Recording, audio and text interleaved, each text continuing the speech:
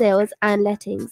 We manage over 200 properties in and around Northwest London, keeping our landlords and tenants updated with all the latest laws and legislations.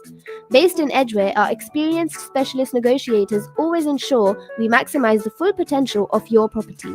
Call us now on 0208 952 0808 for a free no obligation quotation, or visit our website www.maxwellestates.co.uk for further information.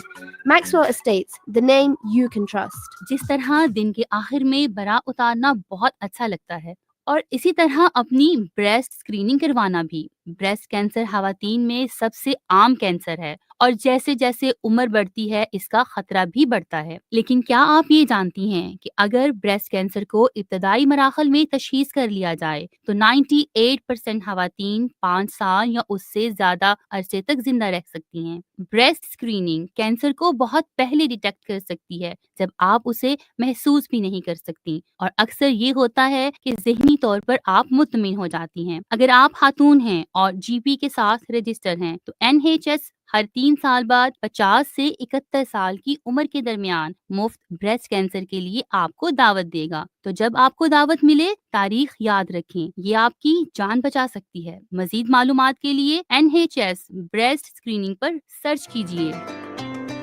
When you send money to your family for Ramadan, send it with Remitly. Because our great rates and low fees mean that more money makes it to your loved ones. Millions of people trust Remitly to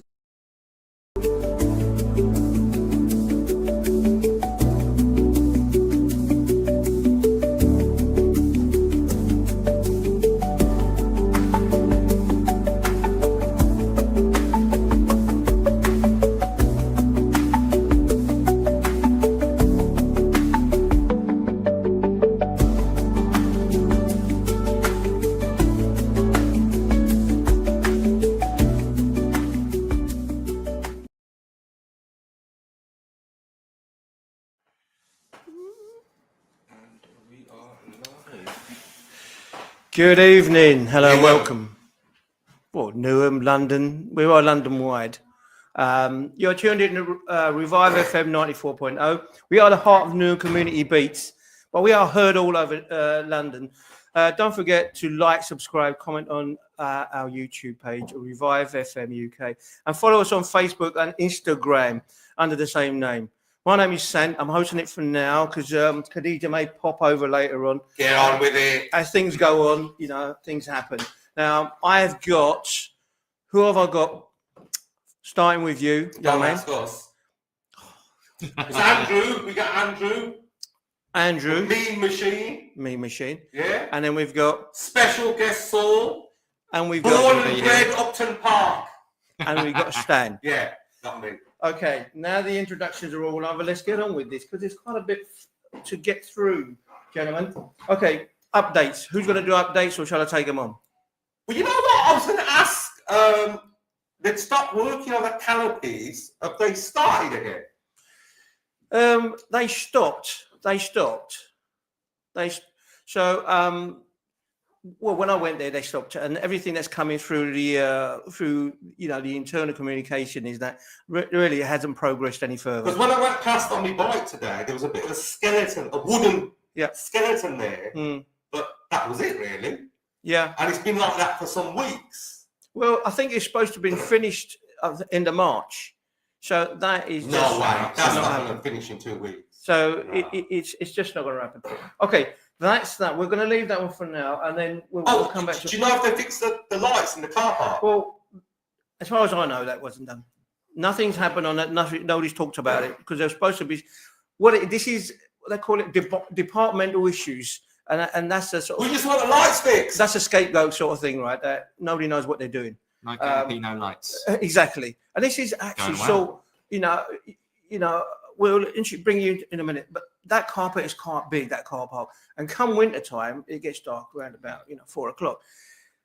I mean, I don't know about males going up there getting to the car, but females, I'd be worried, trying to get into my car, getting out of my car, because you can't see a lot of things. The steps as well, the stone steps. But you can't see who's behind the car, so you don't know who might be waiting in, So that's an issue that they haven't really addressed yet. Hopefully, they might do something for the once the seasonal changes go and the year spins around again. Now, so lighting, now that's been a bone of contention for quite some time. What do we know about that? Well, originally, lighting was one of the improvements the council was due to make. And originally there were two... Was that part of the £7 million That's right. improvement? That's right. And there were 200 lights before they did anything. The council's idea of improvement was to replace 200 lights with 90 lights, and the market is actually dimmer than it was before. So here we have an example of how Newham works so wonderfully well to benefit Newham people. So their improvement has actually made it worse. So understandably, the traders and shoppers have been unhappy about that and made a fuss, protested. So hopefully it's improving, but don't hold your breath. Lighting trials are underway, no final decision yet. But will it actually improve visibility and highlight the market? Well, only if we force them to do something. The only thing I have found is that they are starting to talk to the traders. They are listing, and I think that message has got through. So with all fairness, maybe there's a turn there just on that one small issue. I have no idea what that really means in the long term, but from what I feel is that they're trying to work with the traders, but they're still dealing with internal issues, to progress things. So there is somebody there, I think from the good growth. But should it really take a year or over a year to put up decent lights? Well, the thing is, we've been at it for a year, about lights. So maybe it's because of that, and the market traders, right, pushing as a collective to get things done, because it's creating, issues and noise. So, but one thing I do know, that they're trialing out different patterns of lighting, and they're trying out different, colours. I'm hoping, but they are trying these new trials. We were also told by the council that the reason that they classified the market as a highway. Well, it's not a highway; it's a market. Yeah. It's a market that people walk through, both to go to the market and the shops, but also to get, from Green Street to other parts. But if it is a highway has to be lit up so that the driver can see where he's going. Yeah, but it's a classic. understand? It's a classic nonsense, isn't it? Either it makes no difference. It has to be lit up, and that's it. And the thing is, because the floor is not. It's uneven. Repaired, it's uneven. And that's one of the things we were meant to fix. We were meant to have a new floor years ago, and we never got it. And that lighting would have highlighted all these issues. So that's one thing. So we I think something is happening on that side, but like everything, let's not hold out breath. Yeah, something's happening. Spring's coming. Spring, yeah, that's what it is. You can say, well, you don't need the lighting no more, but that's the sort of thing that's going on. So in Newham, it's they use every excuse is going. But hey, let's see what happens. Exactly. Okay, we've got kiosks. How many? I think we've got about 20 kiosks in there. Kiosks are a small cubicle. It could be one that's split into two, or it could be one. We've had people in there for years. We've got people who do nails and hair work. We've got people who sell bags in there. It's a secure space, a lock-up space, but it has a higher lease rating on that as well. But we've got. How many stores have we got in that place? I think I've got the figure 90 in my head, but that may or may not be right. Yeah, let's take 90 as a figure. Let's take 90 as a figure. 90 stores. 90 stores will be incurring sort of rent increases. Rent increase of 2.5. Is that really justifiable? Is that really justifying the cost of living that we got now? Is it really justifiable? No, because of your upheaval at the market, it's been constant. Yeah, lights, pigeon netting, knocking the stalls down at the front, rebuild. It's ridiculous. They should be getting compensation for loss of trade. Absolutely, I agree. The amount of hoarding they put up or scaffolding structure to take all this netting down, clean it all up, which has never been done. Yeah. If that was a real landlord, so they would have been in jail. Yeah. Do you understand? They would have been pro. Now, if the council sees a rogue landlord, because that's what our council can behave like, is a rogue landlord. They've had the lowest rating anyway. of any council to looking after their tenants. So you think about it. But we, the working class people, don't have the money to take them to court, of course. So they're always sitting on that top shelf looking down. And that's where the problem is. So that's another thing we're going to come back to. It's an ongoing thing, but we'll everything really. I mean, you look at how many times that pigeon have, done their business and landed on products, like clothes. They're living in the market, in the roof. And one of the things the council said they were going to sort out years ago was get rid of the pigeons. They're still there. But the thing is, it's health and safety, isn't it? Because they're poo-pooing and peeing on people. But the thing is, food and stock and all the rest of it. But the if thing they is, don't replace the lights, at least you can't see anything. Huh? That's right. Yeah. Keep it dark. You can't see the pigeons. But the thing is, 2.5. Can they? How are they going to absorb that? They've already got. I mean, I was getting reports coming in that weekend trade is suffering badly because the image of that canopy work and the fencing around it is just showing that the market's actually closed. Yeah, it looks closed. It looks closed. This is you might feel unsafe. And this is where I'm starting to doubt whether the contractor actually ever did go under, whether it wasn't managed that way to stop the work halfway. It's amazing how quick it got to that certain stage and then it stopped. It's amazing how we had somebody from the GLA come down, representative GLA, and we had workers all over the place looking busy. As soon as they disappeared, the workers disappeared as well. And the market was clean the day the GLA man. And it was all cleaned up for him. Clean. So we had royalty come there, you see. So that's how wonderful, our sort of GLA governments are.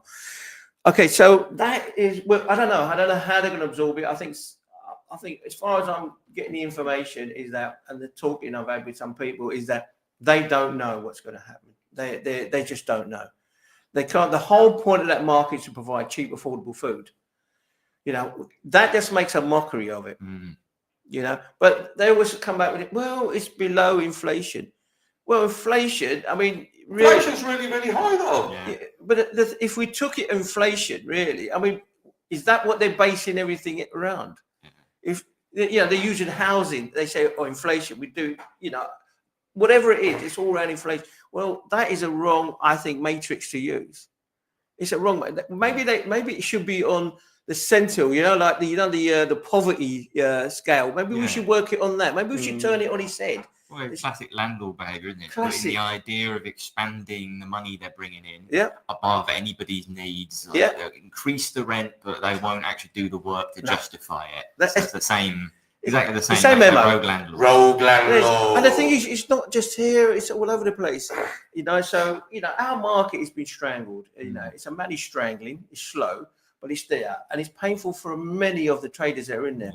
And if they go, it's going to be painful for a lot of people that have visited that place, food, you name it, just for socialising, just having a cup of coffee, sitting there. If people aren't bustling through, they're not. Managers of Ilford Market's been there trying to poach. People, right. The other thing I want to sort of raise, which is I read that we've got Whitechapel Market. Now, Whitechapel Market had so much support. That one of their, stall owners has been there for 12 years. He's been given a glass plaque, and recognised for his work. And the stuff that these stall holders talk about their management, it's unbelievable. I didn't think that, you could talk about your management. I mean, I don't find the traders really talking about the management. I don't want to put them in any sort of predicament. No, but it's the polar opposite of how the traders and ourselves have experienced management, which is that they talk them down all the time. They blame everything.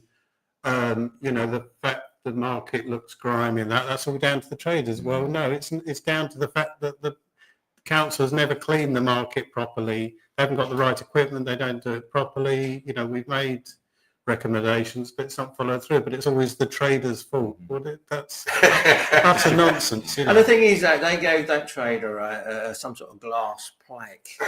It's amazing, though, that was done. And then shortly after, we had one of our. He sell the best mangoes at the market. Listen, but we had one of our traders.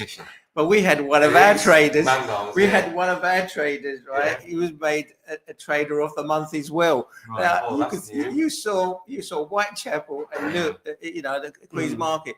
I mean, it's just so. But he got a glass plate. Our bloke got What certificate? an A4 piece of paper. Do you understand? I mean, it's not as if they could push the boat out a little bit more. Or just some word art off Microsoft Word. Give a bunch of flowers. So you saw the management who was dressed up, I think, in his Sunday gardening clothes, right? And maybe going down to the boot sale type of clothing. And he was presenting him with a plaque. I mean, the guy's been there for years, and they picked out one trader. They've had somebody there over Whitechapel who's recognised their trade, and they worked with the management. Yeah. It's all, everybody can come to, this is not our, this is their information they're putting out. So if they can recognise their traders and the value of their traders, and they put money into, I don't know what if they put about £9-something million into it. That's what it is. It's the market and the realm. Yeah. Now, that's the perfect combination of market and realm. One, they're repairing the roads, what they see, the lighting, and also, and access, and also the actual the position of the market stalls. Well, it's actually recognising the community asset. Yes, isn't it? absolutely. That's the word, community asset, and that's what we've always been saying. That market is a community asset. More ways than one. It's a sustenance for the body, and it's interaction for the mind and the soul. That's what that market brings. But yeah, let's move on because I could go on. Right. I have to write things down. Okay. Yeah. That's one thing I could add to it. That is a fantastic sort of recognition, really, of trying to put motivation forward and to spur people to become more traders. But yeah, I can't see that here. It's not happening. Do you think Tower Hamlets Council support their market? Well, I think if you're willing to invest £9-something million, and the market is part of that, the realm and the market, which is what the 9.3, which was a good growth, which was what that was supposed to be. The good growth is about the realm and what's in it, which is used as part of the built environment. So I think they would have, but the difference is they're looking at it as an asset. Our council are looking at it as some sort of obstacle to whatever they're trying to do to the big plan. That's where the problem is. They're not looking at it as that's with some value. Yeah. And that's what I have an issue with. Okay, right. So please introduce yourself. All right. Sat there and listened to all this. Come on, Upton Park, man. Come on. All right, my turn. All right, yeah. So, thank you. It's a pleasure to be here. As Stan was saying, yes, I was born in Newham. Down in Newham General. That's its heart. Unfortunately, my family did move out to Essex, and I spent too many years out there. It's not that far. Yeah, it's not that far. But yeah, I moved back in to East London about 10 years ago. I was living on just off Green Street for a while there, so I was heading down Queen's Market for a couple of years when I was living there, enjoying everything it had to offer. Yeah. And currently, I am a bit further north. I'm over in Waltham Forest now.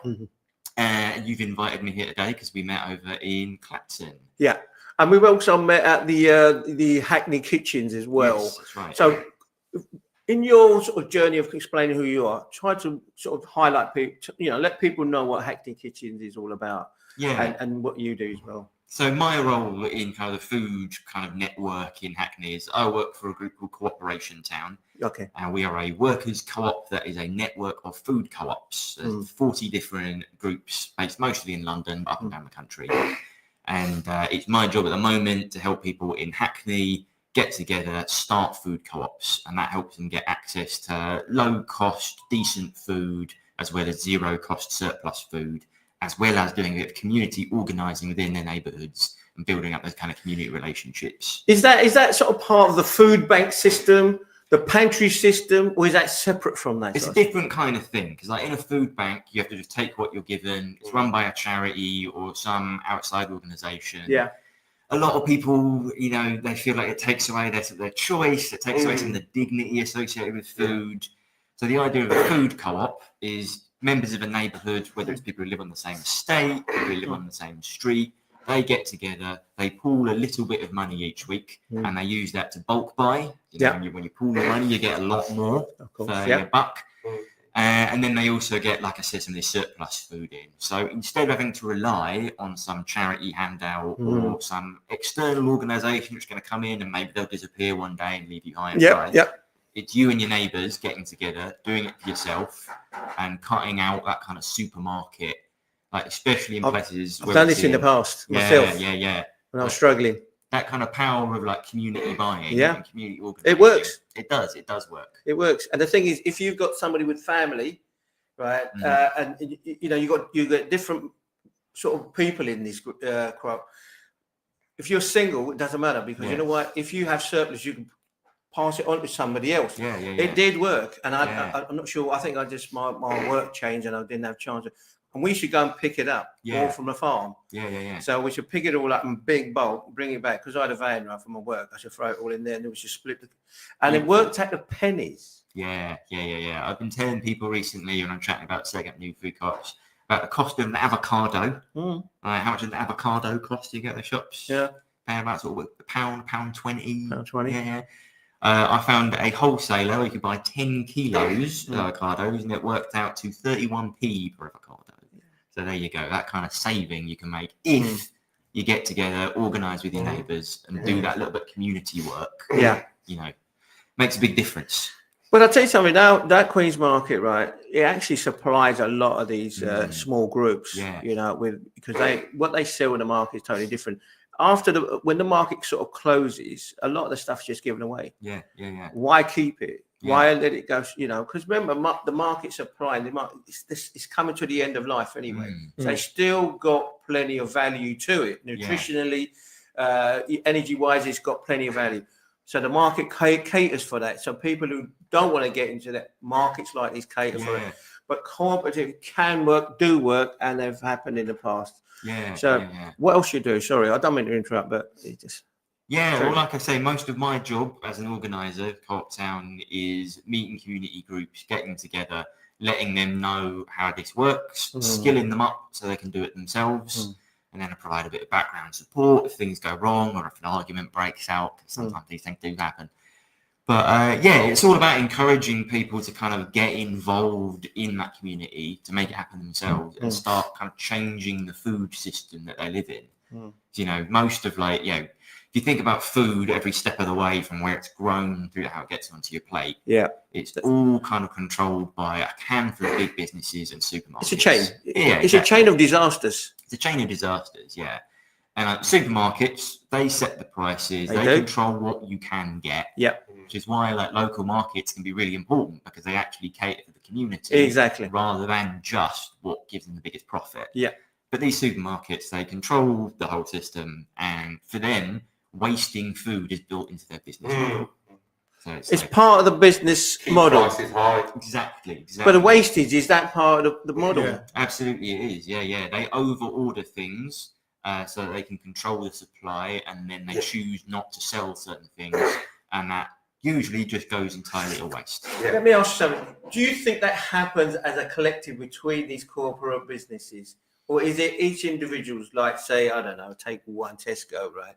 If they buy from a certain group and Morrison buys from a certain, Sainsbury's buys, or do they do as a collective? Because I've noticed that when they want certain foods off the shelf, it's always the same product on all of the shelves, in all the markets. I mean, whether or not they get together and do it on purpose doesn't really matter because it's part of the system that they have built and maintained for themselves. To keep their prices high, regardless of what happens to working people. Whether or not people can afford it doesn't matter. You see, the cost of food in this country has gone up 25% since January 2022. Have wages gone up 25%? Of course not. Nope. But they also do things, don't they? They sell a smaller I mean, the example I've got is chocolate bars, but they sell smaller bars in the same size packet for the same price or higher. Well, that is inflation as well, isn't it? And I'm quite sure. Well, I'll give you a more homely example. My partner bought a box of 240 tea bags, and before she bought it, she saw that same size box, but it was now 210 tea bags. Yeah. So it was an eighth less tea bags, so the price wasn't an eighth less. So this sort of stuff is going on all over the place, isn't it? And it's utter and crap. they will say, oh, it's because inflation, it's because the cost of ingredients has gone up. And I suppose things are true, but the people sitting on the top of these companies, the CEOs of your supermarkets and your big food companies, they're raking in record profits. Absolutely. Well, and also you can bet your you can bet that the bloody people picking the tea and the people working the tills at Tesco's, Morrison's, elsewhere, they're not getting paid anymore. Of course they're not. I mean, you go into these Lidls and you got one person doing about 3 or 4 jobs. Yeah. That is not sustainable. No. That model is not sustainable. I don't know how they're going to do it. Their sickness must go through the roof, and people must just leave. So I don't personally, when they talk about slavery, I think some of the slave wages is coming out from some of the biggest corporations out there too. Yeah, absolutely. So now, in that corporate building model that you create, do you ever go to these big corporations and say to them, right, that food that you've got there, that the so-called end of time food, do you ever use any of that food? Do you ever take any of that food? Do they offer it to you? Is there a mechanism for people to extract that food before it even finds the dark place of a bin? Yeah. Because landfill is just not working. No. There's amazing people. There's an organisation called the Felix Project. Another organisation called City Harvest. They do amazing work in collecting this stuff that would just be binned. Yeah. And then trying to get it into the hands of people who can actually use it. Like the work they do is incredible. You should see the amounts of food that they have in their depots. It's only, if you look at like the amount of food waste that happens, it's only a drop in the ocean. But the work they do, imagine to get this out of, the path it's on, just headed to landfill and into the hands of people who can actually eat it is incredible.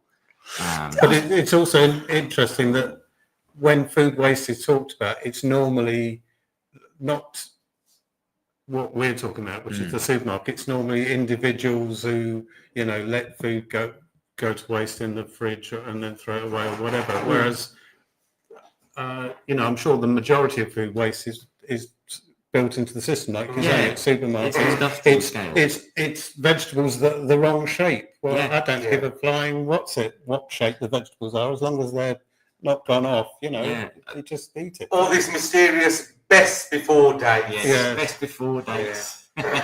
So something I talk to people about sometimes is that the amount of food that gets burned. Like if grain is overproduced and it might threaten the cost, of the international grain market, they'll burn the excess. And you think there are people going hungry in the world. It's crazy. And they'd rather burn it than accept that maybe it would make things a bit cheaper, a bit more affordable. Including in the UK. That's the point. It's not just Africa and Asia. It's, it's a worldwide problem. Yeah. It's not just food, isn't it? They do that to textiles as well. They instead of just giving it cheap, giving it out there, they would rather just burn newly made products. It's an absolute nightmare. And then they have schemes that try to make you think you're helping Tesco or whoever being generous, where you pick up counters by the till and supposed to put it as to who they're going to give stuff to, or stuff for food banks. Well, the real criminals, the real people who are responsible for people not having enough food, the supermarkets and these big companies.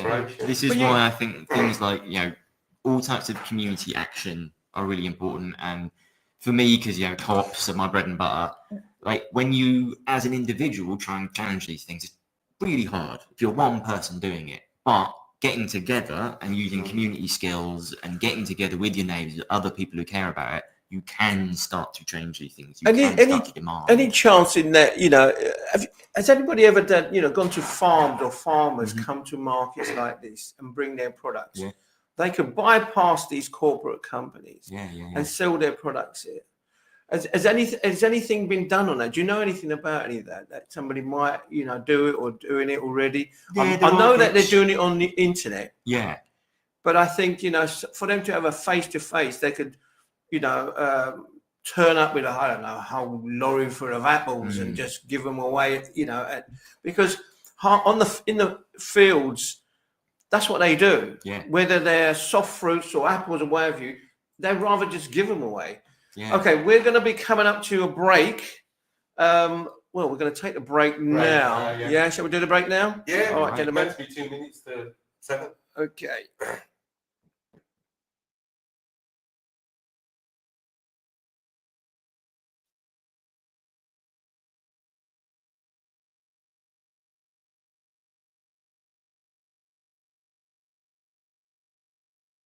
Minhaj School of Islamic Sciences provides quality Islamic education for children aged between 5 and 15 years old, as well as teaching classical Islam including Tajweed, Fiqh, Seerah. Taking your bra off at the end of the day feels Hey great. Sainsbury's, how can I ace iftar after work? We've got savings on all the staples, like Tahira Kudri dates for breaking your fast, down from £3.50 to £2.50 with Nectar. Plus, grab a 5-kilo bag of East End Chuckiata flour, usually £10.75, now £6.75 with Nectar. At this rate, I'll invite the neighbours too. For big savings this Ramadan, ask Sainsbury's. Sainsbury's, good food for all of us. Nectar required, 18 plus, subject to availability in selected stores and online. Excludes locals, ends 30th of March. Minhaj School of Islamic Sciences provides quality Islamic education for children aged between 5 and 15 years old, as well as teaching classical Islam including Tajweed, Fiqh, Seerah and Aqidah. We endeavour to equip children with essential Islamic manners, morals and values. Here at MSIS, our experienced teachers create an inspirational learning environment. Thinking about selling or letting your home? With Maxwell Estates, you don't need to look any further. Well established with over 15 years of experience, Maxwell Estates are specialists in residential sales and lettings. We manage over 200 properties in and around Northwest London, keeping our landlords and tenants updated with all the latest laws and legislations. Based in Edgware, our experienced क्या आप दूसरे मुल्कों में पैसे भेजने के तरीके फराहम करते हैं जैसे कि हवाला के जरिए? तो फिर HMRC के साथ लाजमी रजिस्टर करें ताकि एंटी मनी लॉन्ड्रिंग पर निगरानी हो सके।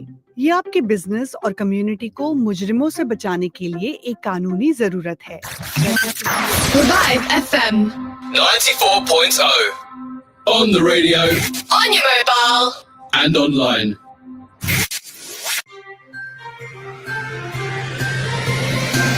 This is Revive FM 94.0 with the latest news from around the world.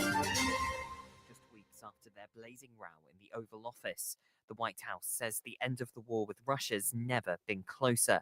Mr. Zelensky asked for more air defense help and proposed US investment in Ukrainian power stations. Defense analyst Michael Clark thinks that's smart. What Zelensky's trying to do is get as many Americans into Ukraine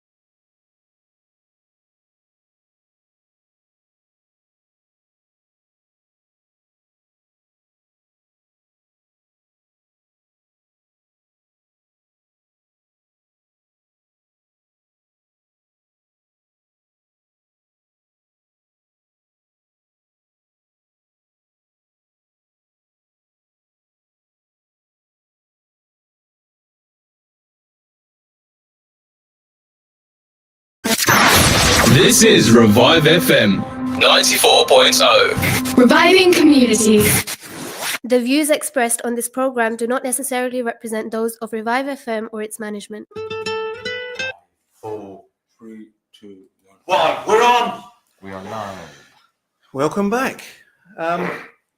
Okay. So the other question: what do food systems? Just a basic sort of like introduction food systems. Yeah, sure. So we're talking about food system. Like I say, it's kind of like every step of the way from how your food is farmed and grown through how it ends up like being sold and then how it ends up on your plate. So food system is kind of every step in that chain. At the moment, if you think about like major kind of food systems in this part of the world, they all revolve around like a small number of big companies and supermarkets.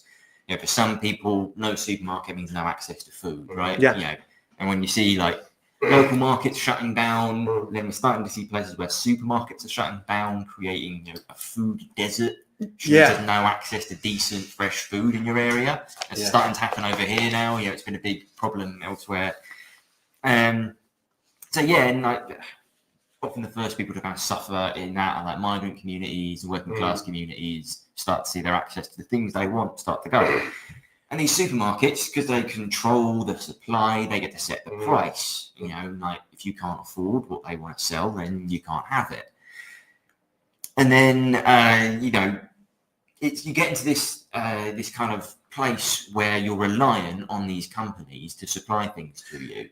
But can I just jump in? Yeah. Do you think food systems, when you're linking it with corporations, ever consider about cultural, supply, food chain? Like, because I find it's a massive time lapse before a certain like cultures are taken in. But because it was only I think. I can't remember when we started seeing the Polish aisle. Yeah. Then we started seeing some foods from somewhere else, but they were very limited. Yes. Well, I think like what you see is you watch over time. Communities move into an area, they open up their own shops because no one else is supplying things, and then more and more the big supermarket chains will try and force them to shut down. They'll start undercutting them. They'll slowly start bringing in these products. It's not because they really want to serve that community. It's because they want to kill their competition. And once the competition is killed, well, you're stuck with only the things they're going to supply. So I think the Polish aisle was like kind of a good example. It's a very limited range of products compared to what your Polish shop would have sold, and that's all you've got now. The Polish shop. I think if the Asian business's corner shop ever patented the 24/7, 24 hours. 7 days a week, sort of like time on a business, they would have been millionaires. But I think the big corporations realised that they could be taking that. Because it just made it difficult for a lot of trades. Because the reason they make the trade is stay open late. But they can stay open late. They can afford to do what they called loss leaders, like special offers, where they're not really making a profit on that thing, but because you're in their shop, you'll buy something else. You get more money. So you end up in this system, you're kind of like, you're cornered. But they're taking the business away from little convenient shops. Exactly, and they shut down eventually because they're family business. Their families, all their young families that start and allow their children to get educated and then move on and then contribute to the tax system, the workforce. And what you're trying to do is just trying to make it harder for them really to function. Well, you look at the kind of the way the system is stacked against like working class people. It's like on every level, whether it's housing, whether it's food, or it's access to education. Like every level of it is it's the cards are stacked. But like these food systems, they're not unchangeable, right? They have got weak points. They have got spaces where you can intervene, make something different happen. And that's where kind of going back to this idea of community action and organising comes in. Because if you get together with people, if you organise and you decide to change the way your local food system works, you can do that. You can have an impact. And so next time there's going to be another financial crisis, next time there's a depression, you know, whatever it's going to be, the people who have more control over the food system will be better off. Yeah. If you leave it up to billionaires, they'll always be fine. Well, also, you know, we're going to have food crises as a result of climate change and things, aren't we? More and more land turning into deserts, the weather making crop failures over a big area, all this sort of thing. Yeah. So you're right, the more we want to be far less reliant on supermarkets and things, far more reliant on systems that are far more grassroots based and to do with our needs. Well, communities that can depend on each other are more resilient. We've got wars just about everywhere that people like to have. They'd rather spend money in sending abroad to people to kill each other than invest in local communities in this country in a real decent, you know, from grassroots, from the soil food now chain. you're talking about a capitalist system, mate. Yes. Yeah, well, profit motive. Well, I'm always talking about the capitalist system. If you want to hear a depressing statistic, right? The amount of money that's spent worldwide every year in the arms trade and warfare. Yeah. Yeah, take that sum of money and you look at how much it would cost to feed every single person on the planet. Yep. Not a good diet, but a survival diet. That would cost less than 1% of the worldwide military arms budget. Less than 1%. You could feed every single. And the biggest polluters, we talk about climate change, this green issue. The biggest polluters is war. Yeah. The arms fair. The biggest polluters is war. Yeah. You can't drop a bomb on a field and not expect that to affect the field, right? For 100 and something years. Yeah. Contaminate soil, biolife, you know, bio, everything, you name it. It affects everything. Yeah. You know, so I don't know what's going on in the minds of these elites. What's going on in there? Profit over people. Yeah, it's the classic. But you can't have profit unless you have people. Yeah.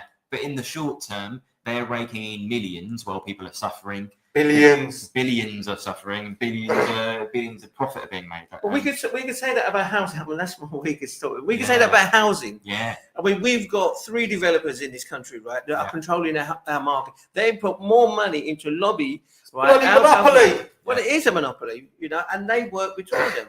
So we've got housing that is empty. We don't need, we need good management to find out, map where these houses are. We need to put people in. We should never have a homeless people, and we have enough housing.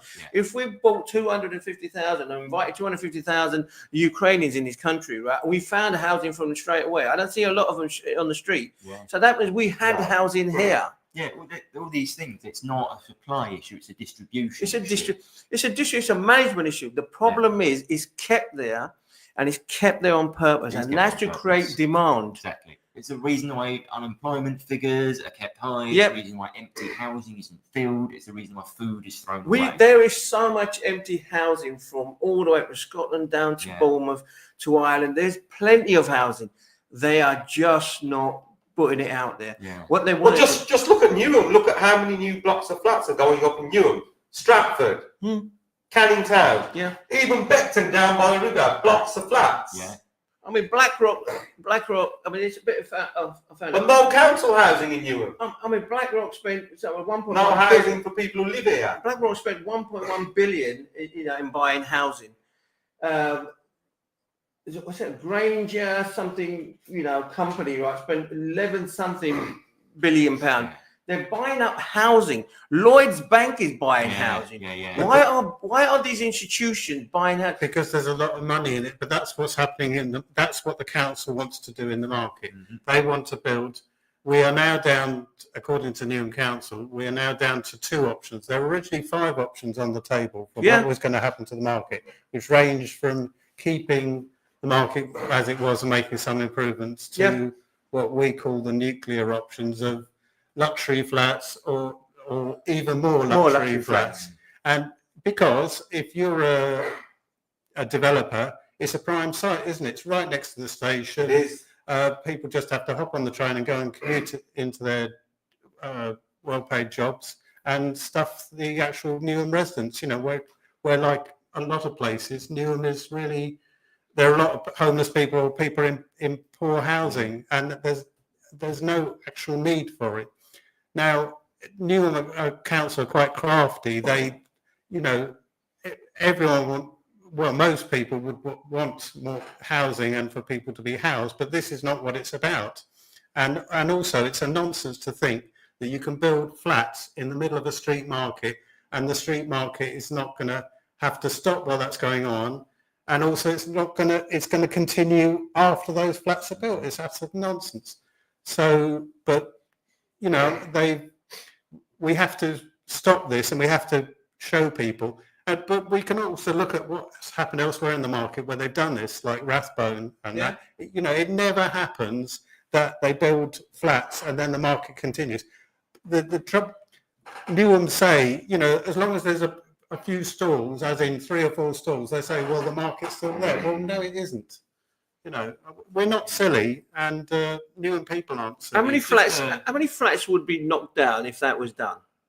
You know, if we're not even considering it, but say, for example, how many flats? Because there are social housing flats just at the back of the market. Oh yeah, that's true. I can't think of the figure, but that's another. I think there was about. Yeah, there's houses at the back of the I think about 48 there. Yeah, something like that. So, housing association. Paulie was saying there's 48 there. Now I think 22 to 23, there was 36 social housing that was built. This is in Newham. Yeah. We've got a growing population. It's growing by the day of young population. So we had 36 out there. This is whole of Newham.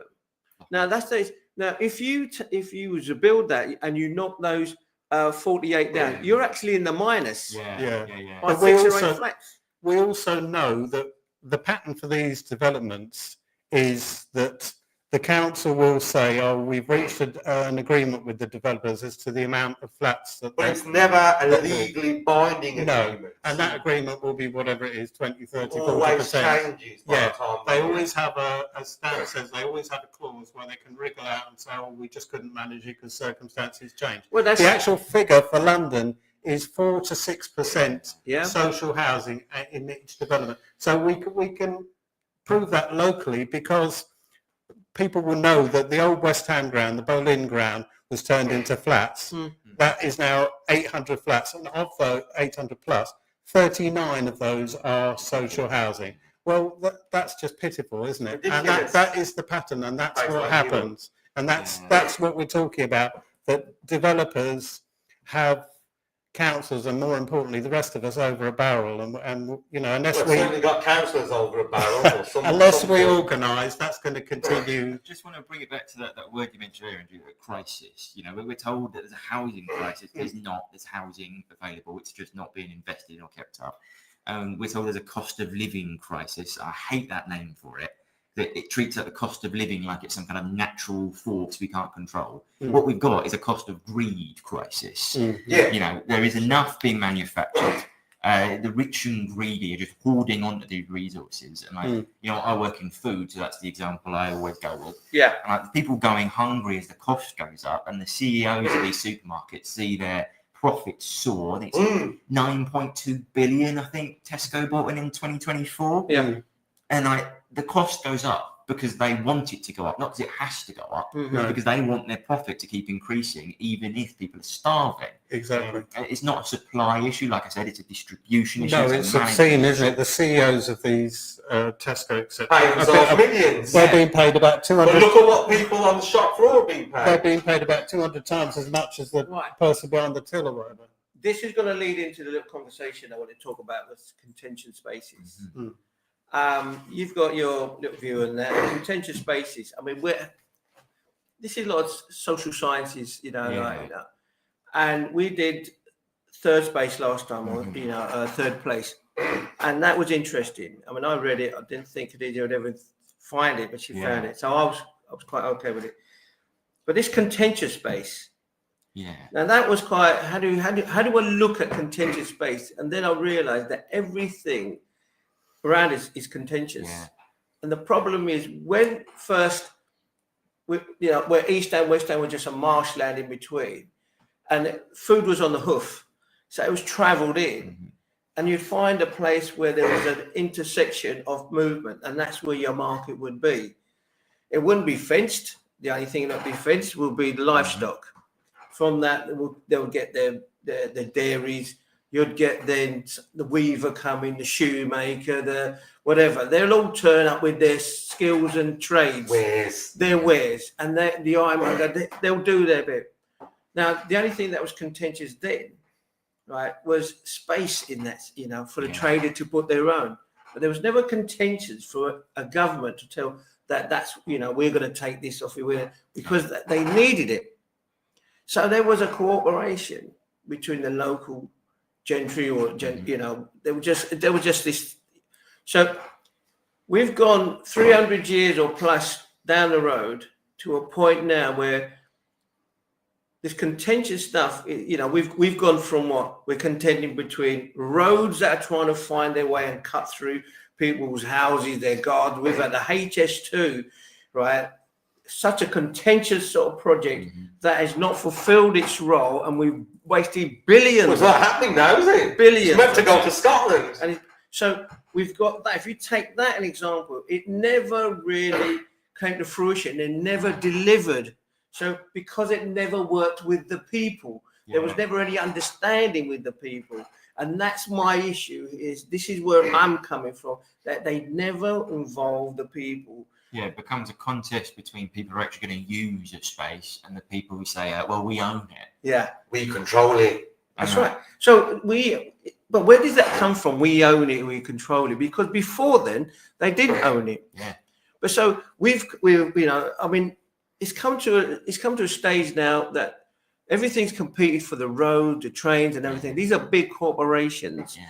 So now, how do we deal with this? Because what they're doing, it's like a machine that's going forward, and this big so-called finance, you know, these big lobbies groups are just devouring land.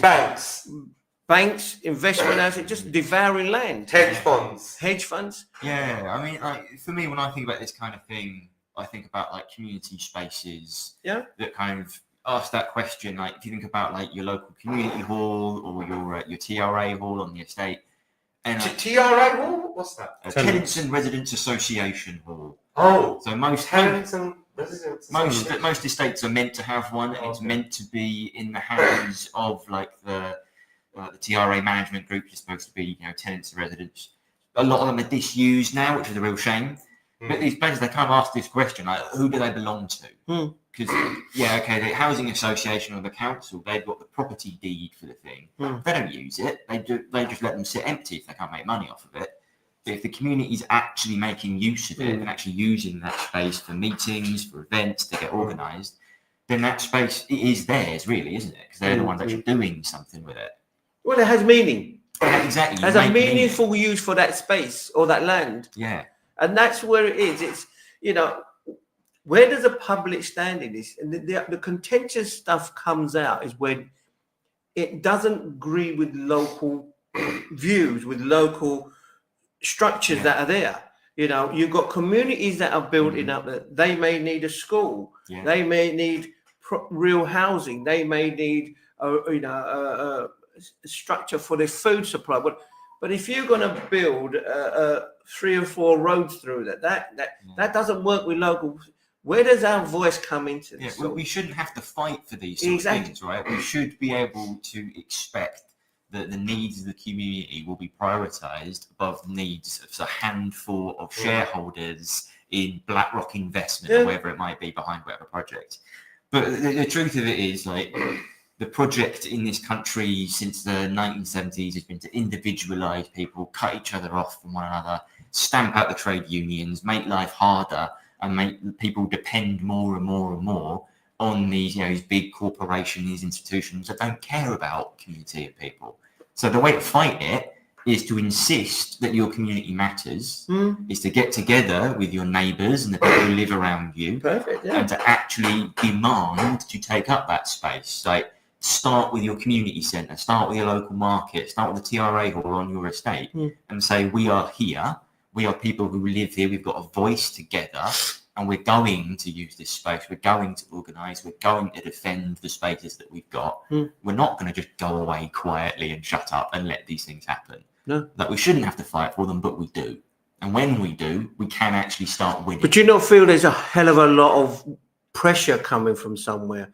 There's a lot of money coming from somewhere going in. So it seems like, as Stan said, hedge funders, investors are going into land. I mean, if you think about it, right? If contention was if that's so strong that we're fighting them, why aren't we building on council buildings?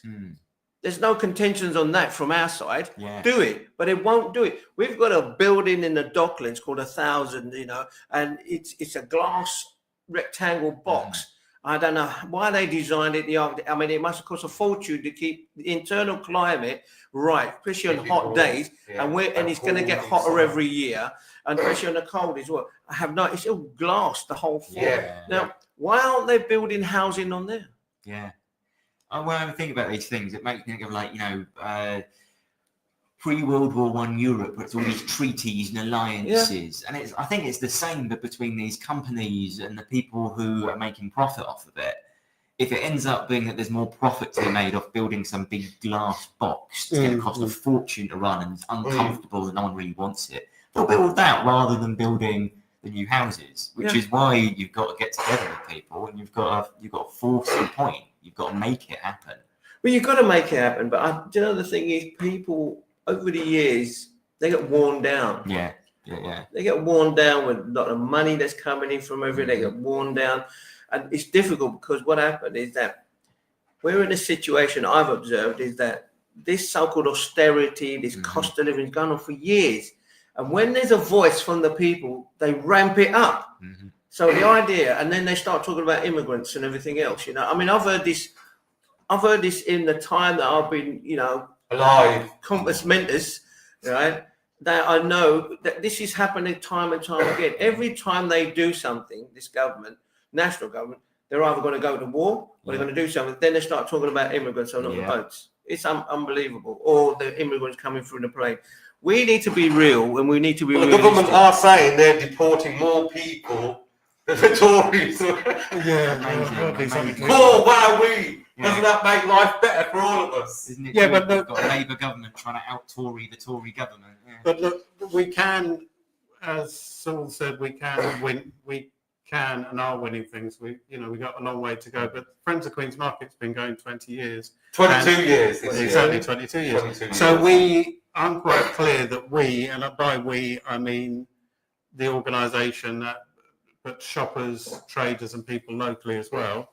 We've stopped the council and the developers building on Queen's Market. There was a time years ago when they wanted to put an Asda on the market and they wanted to put this monster of I think it was 31 stories, a tower block they wanted to put there. So Modwins. So we need to look at that. And we need to look at things like that. We need to be both realistic and, look at where we are and what we've done, what we've achieved. And as people have said, the market itself is important as a community space. And what makes it a community space? It's not a label. It's the fact that people go there to socialise as well as shop and open public space. Yeah, and to get out of the house so that they're not